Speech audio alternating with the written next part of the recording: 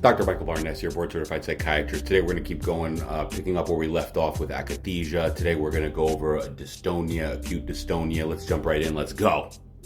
So, if you guys recall, akathisia is a type of movement problem that you see with antipsychotics. So backing up, antipsychotics, I kind of look at it as causing two different problems: metabolic syndrome, which is glucose triglycerides weight gain, and EPS, which are movement problems.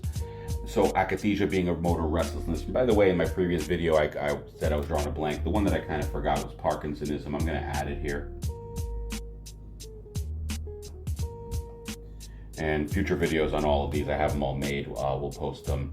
So dystonia is real interesting. Dystonia is really when certain muscle groups in the body contract involuntarily. And it could be very scary for the patient because their body is moving in ways that they don't want it to. Interestingly, this happens from the muscle groups from the neck up generally, but it can technically happen anywhere, from head to toe. I've seen it in folks in their calf, for example.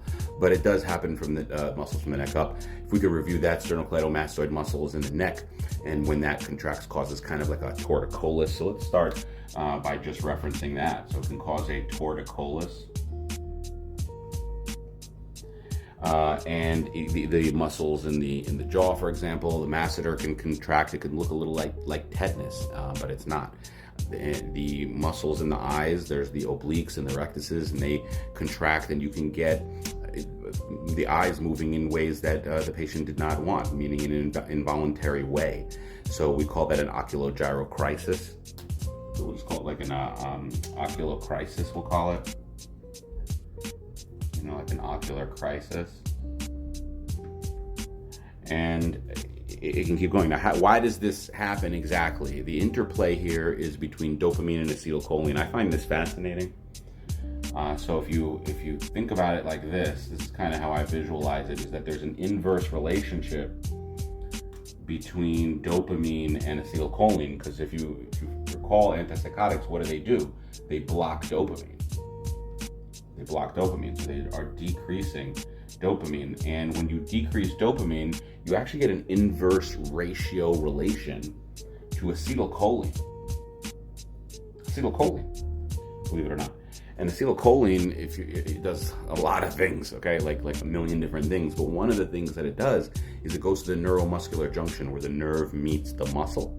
And it connects with calcium and sarcomeres and other things and causes muscle contraction.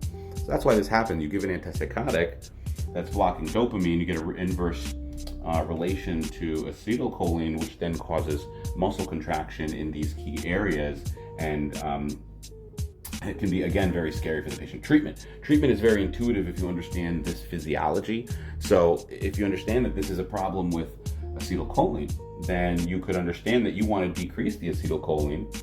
You want an anti-acetylcholine. You want an anticholinergic.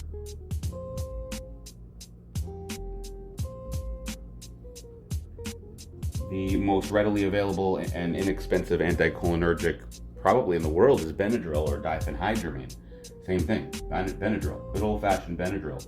There are other options like benstropine, which is also called Cogentin, and Artane, which is trihexyphenidyl.